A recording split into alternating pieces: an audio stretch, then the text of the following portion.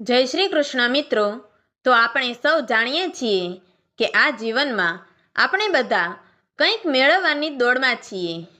કોઈ ધન માટે, કોઈ પ્રતિષ્ઠા માટે, તો કોઈ સત્તા માટે.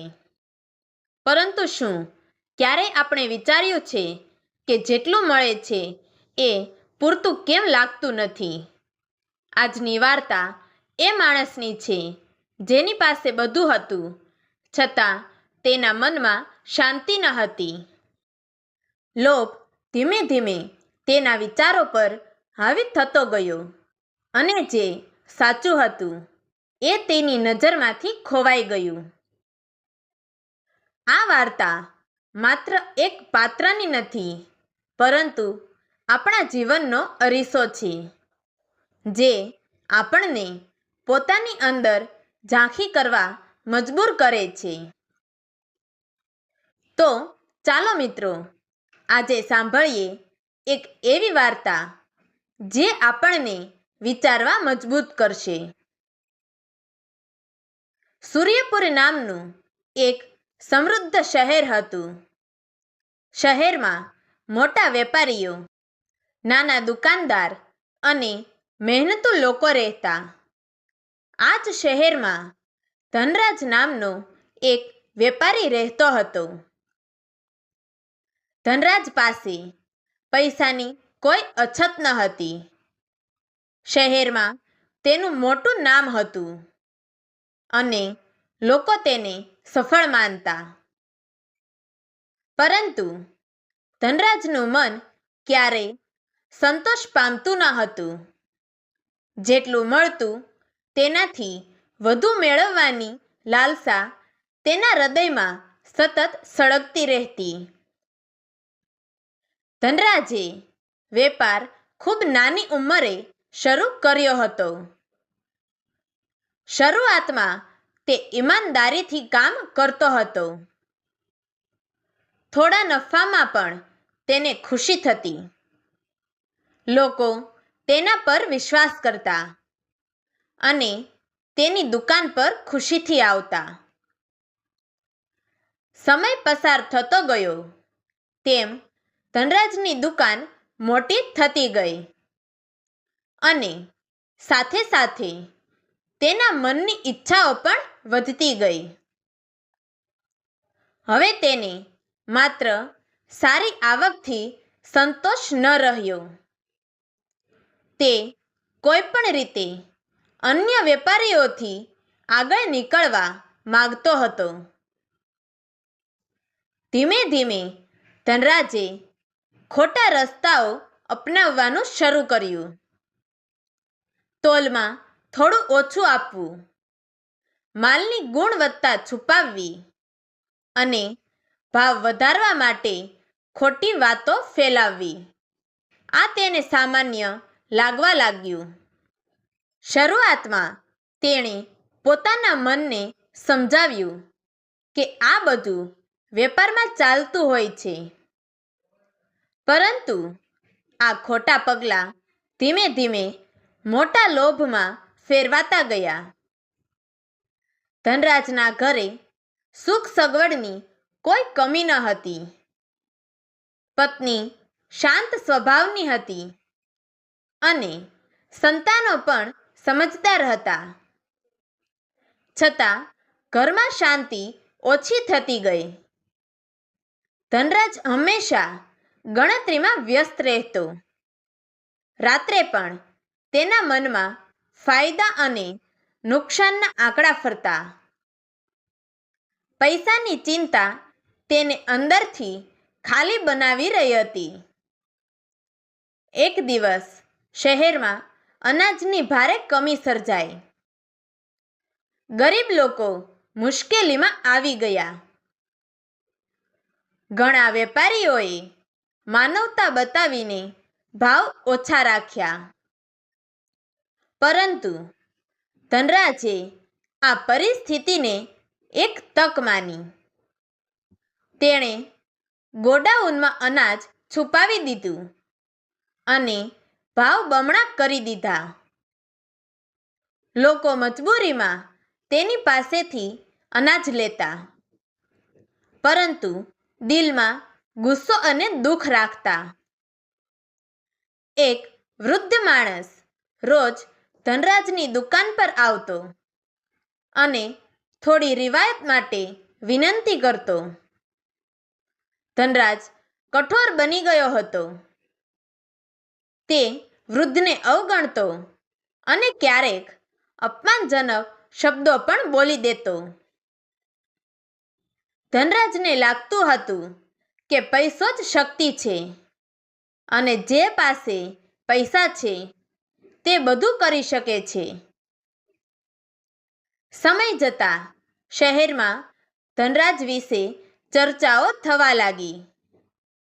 લોકો બહારથી હસતા, પરંતુ અંદરથી વિશ્વાસ તૂટતો ગયો. ધનરાજને આ બધાની ખબર હોવા છતાં તે પોતાને સાચો માનતો રહ્યો. તેના માટે નફો જ જીવનનો અર્થ બની ગયો હતો. તે ભૂલી ગયો હતો કે લોભ માણસને અંધ બનાવી દે છે. આ રીતે ધનરાજ લોભના રસ્તે આગળ વધતો ગયો. તેની સંપત્તિ વધતી રહી, પરંતુ માનવતા, શાંતિ અને સંબંધો ધીમે ધીમે દૂર થતા ગયા.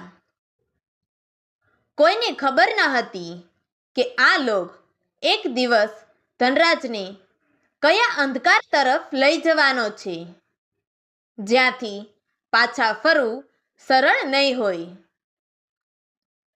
સમય ધીમે ધીમે આગળ વધતો રહ્યો અને ધનરાજના વેપારમાં સતત વધારો થતો ગયો.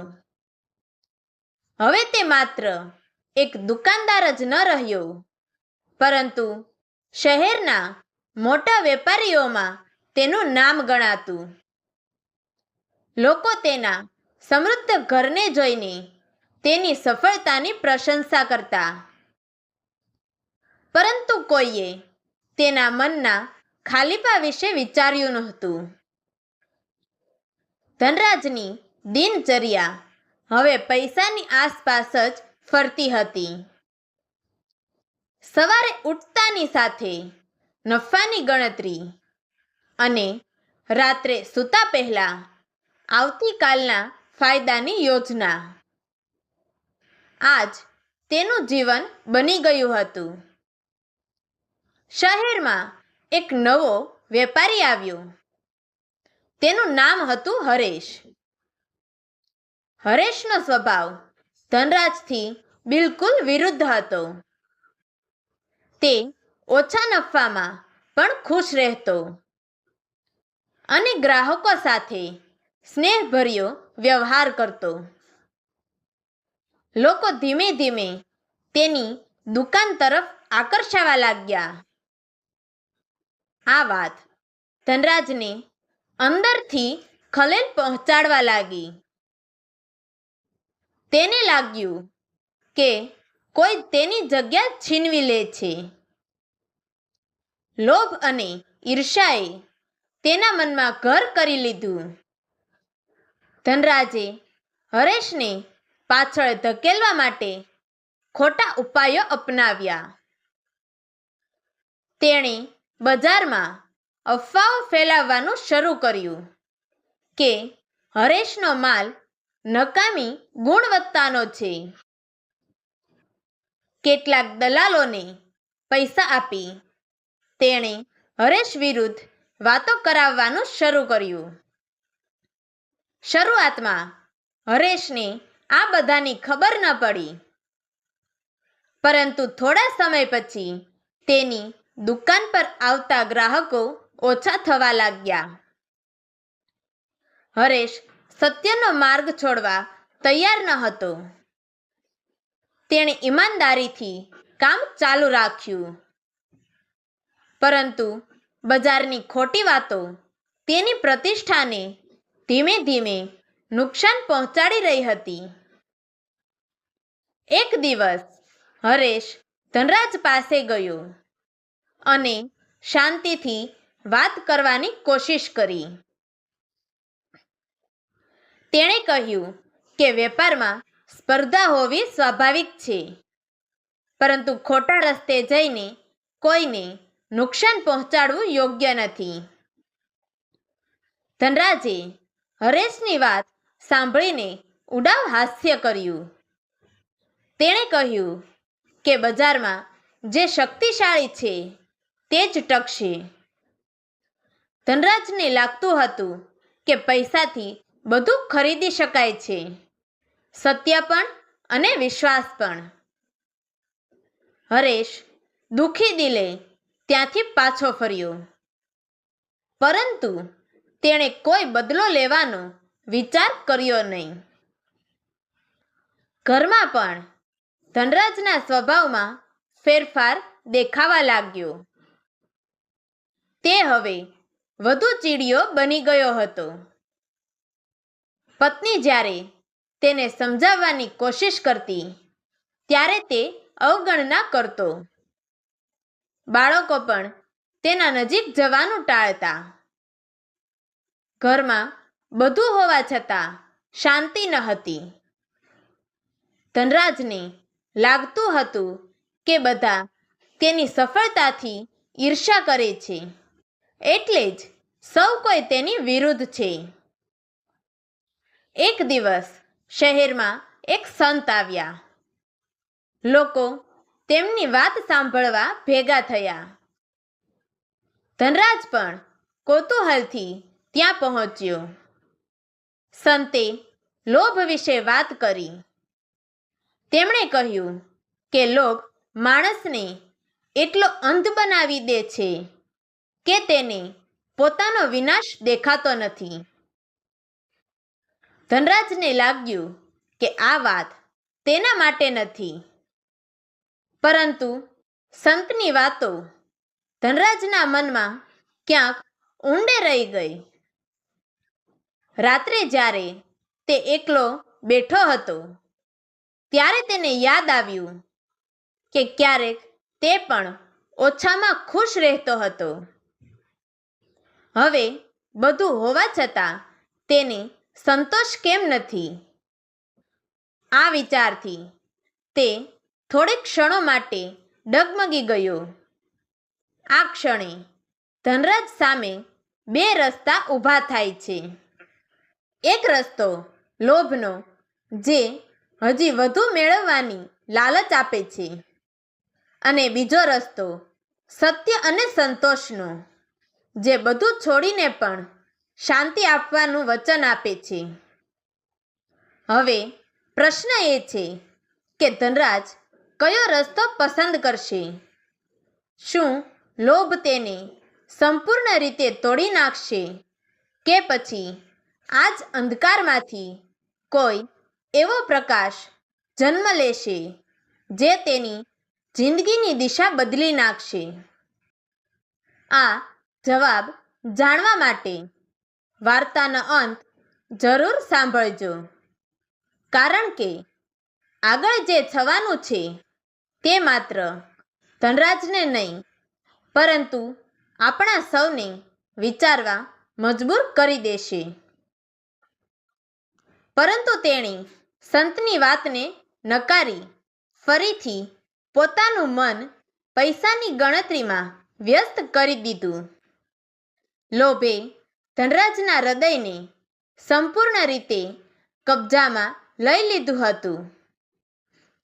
તે હવે પાછા ફરવાનો રસ્તો જોઈ શકતો ન હતો. તેને લાગતું હતું કે આગળ વધવું જ એકમાત્ર વિકલ્પ છે. પરંતુ જીવનમાં આગળ વધતા જતા માણસ ક્યારેક એટલો દૂર પહોંચી જાય છે કે ત્યાંથી પાછું આવવું ખૂબ કઠિન બની જાય છે. ધનરાજ પણ એ જ રસ્તે આગળ વધી રહ્યો હતો, અજાણે જ પોતાના પતનની તરફ. સમય પસાર થતો ગયો તેમ ધનરાજનો લોભ વધુ ગાઢ બનતો ગયો. હવે તેને માત્ર શહેર પૂરતો સંતોષ ન રહ્યો. તેણે આસપાસના ગામોમાં પણ પોતાનો વેપાર ફેલાવવાનો વિચાર કર્યો. મોટા ગોડાઉન બનાવ્યા, વધુ માલ સંગ્રહ કર્યો અને નફા માટે કોઈ પણ હદ સુધી જવાની તૈયારી રાખી. બહારથી તે સફળતાનું પ્રતીક લાગતું હતું, પરંતુ અંદરથી તેનું મન સતત અસ્વસ્થ રહેતું. આ સમય દરમિયાન શહેરમાં મંદી આવી. બજારમાં માલ ઓછો વેચાવા લાગ્યો. ઘણા વેપારીઓએ ભાવ ઘટાડીને નુકસાન સહન કર્યું, પરંતુ ધનરાજે ભાવ ઘટાડવાનો ઇનકાર કર્યો. તેને લાગ્યું કે ભાવ વધારવાથી જ તેનું નુકસાન પૂરું થશે. પરિણામે ગ્રાહકો દૂર થવા લાગ્યા. ધનરાજે આ વાતને સ્વીકારવાને બદલે વધુ કઠોરતા અપનાવી. તેણે કામદારોના પગાર ઘટાડ્યા અને કેટલાકને કાઢી મૂક્યા. ધનરાજના ગોડાઉનમાં કામ કરતો મોહન નામનો એક ઈમાનદાર કર્મચારી હતો. મોહન વર્ષોથી તેની સાથે કામ કરતો હતો અને ધનરાજ પ્રત્યે વફાદાર હતો. જ્યારે મંદીના કારણે મોહનને નોકરીમાંથી કાઢી મૂકવામાં આવ્યો, ત્યારે તે ખૂબ દુઃખી થયો. તેણે ધનરાજને વિનંતી કરી કે તેની પાસે પરિવારની જવાબદારી છે, પરંતુ ધનરાજનું દિલ પથ્થર જેવું બની ગયું હતું. તેને લાગ્યું કે ભાવના બતાવવી કમજોરી છે. મોહન ત્યાંથી ખાલી હાથે ચાલ્યો ગયો. થોડા દિવસોમાં શહેરમાં સમાચાર ફેલાયા કે મોહન બીમાર પડ્યો છે અને તેની હાલત ખરાબ છે. આ વાત ધનરાજના કાન સુધી પહોંચી, પરંતુ તેણે પોતાને સમજાવ્યો કે આ બધું તેની જવાબદારી નથી. તેણે પોતાના મનને ફરીથી વેપારમાં ગૂંચવાઈ દીધું. આ જ સમય દરમિયાન ધનરાજે એક મોટો વેપાર કર્યો. વધુ નફાની લાલચમાં તેણે જોખમી નિર્ણય લીધો. શરૂઆતમાં બધું સારું લાગ્યું, પરંતુ અચાનક બજાર વધુ નીચે ગયું. માલ અટકી ગયો, પૈસા ફસાઈ ગયા અને દેવું વધવા લાગ્યું. ધનરાજે પહેલીવાર સાચો ભય અનુભવ્યો. જે સંપત્તિ પર તેને ગર્વ હતો, તે હવે ભાર બની રહી હતી. ઘરમાં વાતાવરણ વધુ તણાવભર્યું બન્યું. પત્નીએ તેને સમજાવ્યું કે હવે લોભ છોડીને સાચો રસ્તો અપનાવવાનો સમય આવ્યો છે. પરંતુ ધનરાજ આ વાત સાંભળવા તૈયાર ન હતો. તેને લાગતું હતું કે એક વખત ફરીથી મોટો નફો મળી જાય તો બધું ઠીક થઈ જશે. આ વિચારમાં જ તે વધુ ખોટા નિર્ણય લેતો ગયો. એક રાત્રે ધનરાજને ઊંઘ ન આવી. તે એકલો બેઠો હતો અને વર્ષો પહેલા શરૂ કરેલા પોતાના જીવન વિશે વિચારતો હતો. તેને યાદ આવ્યું કે ક્યારેક તે નાનકડા નફામાં પણ ખુશ રહેતો હતો. હવે કરોડો હોવા છતાં તે શાંતિ કેમ ગુમાવી બેઠો છે?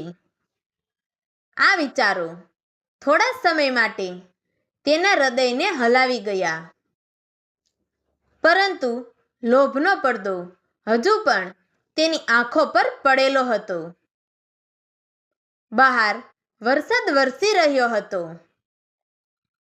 ધનરાજને લાગ્યું કે જેમ વરસાદ બધું ધોઈ નાખે છે, તેમ કાશ કોઈ તેની અંદરની ગંદકી પણ ધોઈ નાખે. પરંતુ બદલાવ માટે માણસે પોતે જ આગળ વધવું પડે છે. ધનરાજ હજી એ હિંમત એકત્ર કરી શક્યો ન હતો. લોભ તેને આગળ ધપાવી રહ્યો હતો, ભલે રસ્તો વિનાશ તરફ જતો હોય. આ રીતે ધનરાજનું જીવન એક નવા વળાંક તરફ આગળ વધી રહ્યું હતું. જે માણસે લોભને જીવનનું લક્ષ્ય બનાવી લીધું હોય, તે અંતે કઈ કિંમત ચૂકવે છે તેનો જવાબ હજી આવવાનો હતો. આ વળાંક પછી ધનરાજનું જીવન પહેલા જેવું ક્યારેય નહીં રહે. ધનરાજના જીવનમાં હવે મુશ્કેલીઓ સ્પષ્ટ દેખાવા લાગી હતી. જે વેપાર એક સમયે તેની શાન હતો, તે ધીમે ધીમે ભાર બની રહ્યો હતો. દેવું વધતું ગયું અને બજારમાં તેની પ્રતિષ્ઠા ઘટતી ગઈ. પહેલા જે લોકો તેની સાથે સલાહ લેવા આવતા, હવે તે લોકો પણ દૂર રહેવા લાગ્યા. ધનરાજને લાગતું હતું કે બધા તેને છોડીને ચાલ્યા ગયા છે, પરંતુ તે ભૂલી ગયો હતો કે જ્યારે તેને પૈસાની જરૂર ન હતી, ત્યારે તેણે પણ ઘણા લોકોને અવગણ્યા હતા. શહેરના કેટલાક વેપારીઓએ મળીને તેની સામે કાર્યવાહી શરૂ કરી. અનાજ છુપાવવાના અને ભાવ વધારવાના જૂના કિસ્સાઓ ફરી બહાર આવ્યા. સરકારી તપાસ શરૂ થઈ. ધનરાજ માટે આ બધું અચાનક હતું.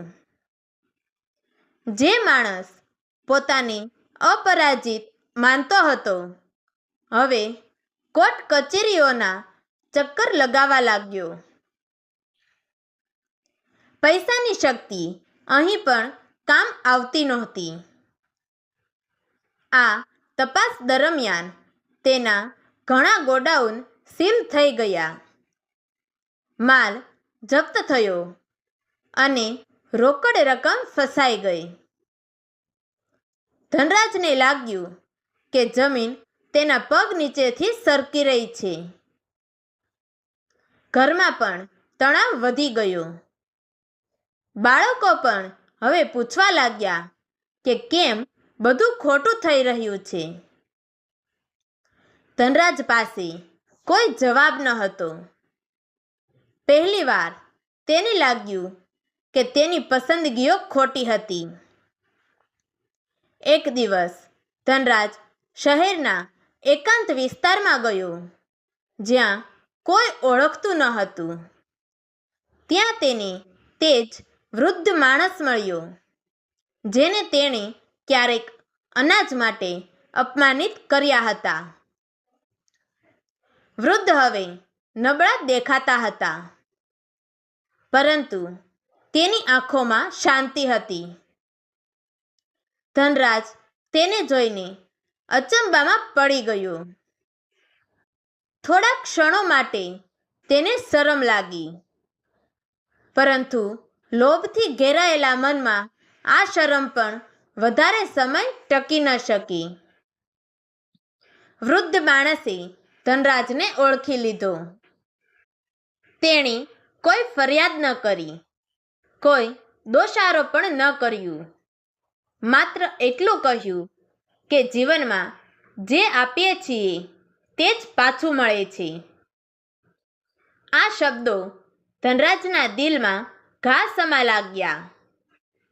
તેણે પહેલીવાર સ્વીકાર્યું કે તેણે અનેક લોકોના દુઃખમાં પોતાનો ફાયદો શોધ્યો હતો. આ સમય દરમિયાન મોહન વિશે સમાચાર મળ્યા કે તે હવે ગામમાં નાનકડી દુકાન ચલાવે છે. અને લોકો તેની ઈમાનદારીના વખાણ કરે છે. મોહનની હાલત પહેલા કરતાં સારી હતી. આ વાત સાંભળીને ધનરાજને પોતાની સ્થિતિ વધુ કઠિન લાગી.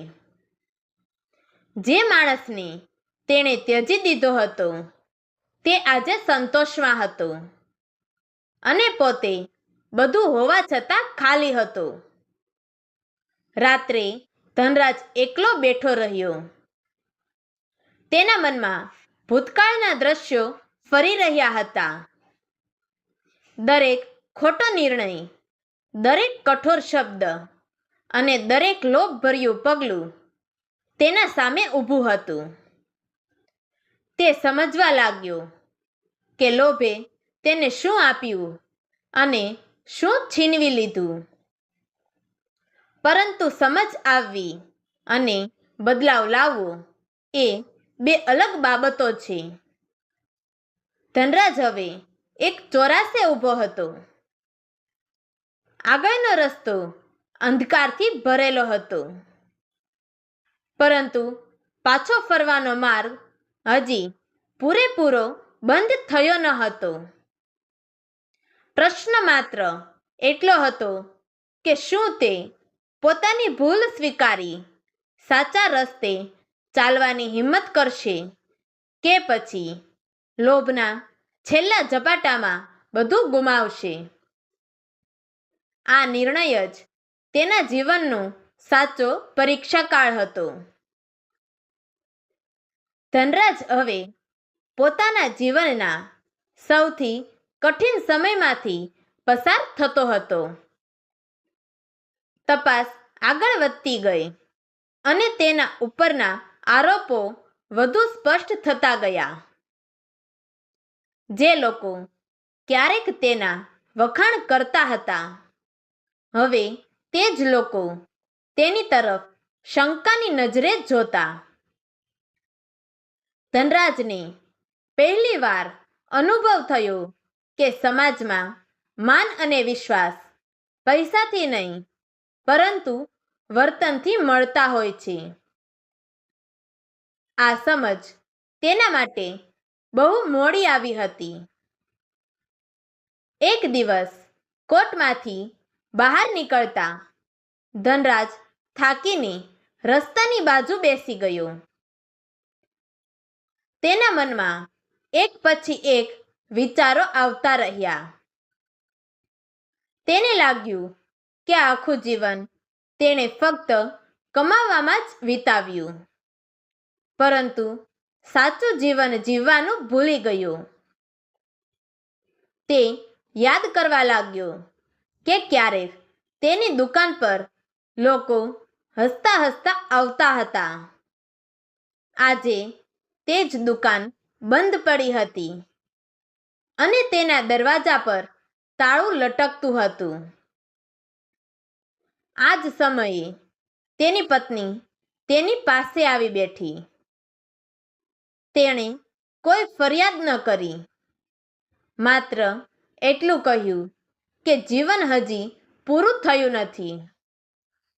જો માણસ પોતાની ભૂલ સ્વીકારી લે તો રસ્તો ફરી ખુલ્લો થઈ શકે છે.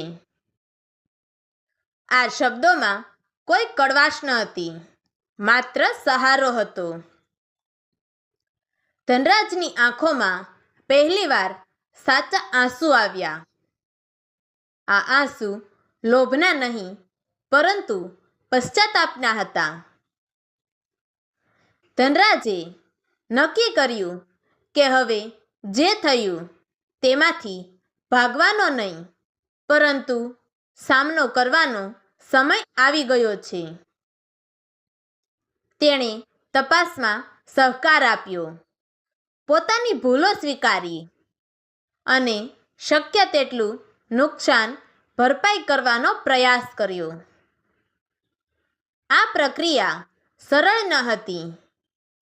તેને અપમાન સહન કરવું પડ્યું, નુકસાન સહન કરવું પડ્યું, પરંતુ તેના હૃદય પરનો ભાર થોડો હળવો થવા લાગ્યો. આ સમય દરમિયાન ધનરાજ મોહનને મળવા ગયો.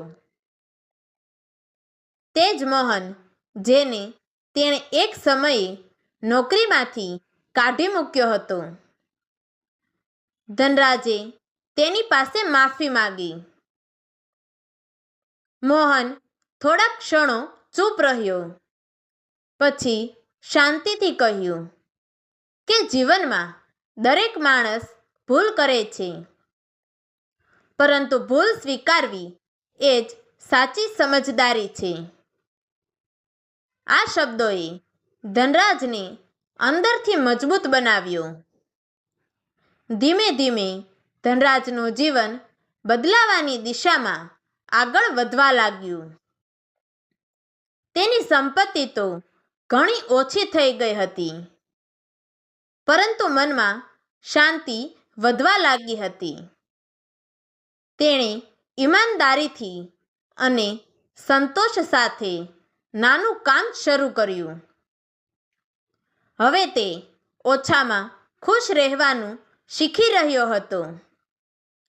લોકો પણ ધીમે ધીમે તેના બદલાયેલા સ્વભાવને ઓળખવા લાગ્યા.